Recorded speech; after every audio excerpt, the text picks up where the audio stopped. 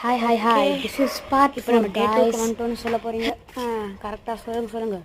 டே 2. கிராணி ஆள் அளந்த அளவுக்கு மூளை வளரல. செகண்ட் டைம் தப்பிச்சு போகக்கூடாதுன்னு நீங்கள் பாருங்கள், கல் வச்சுருக்கா.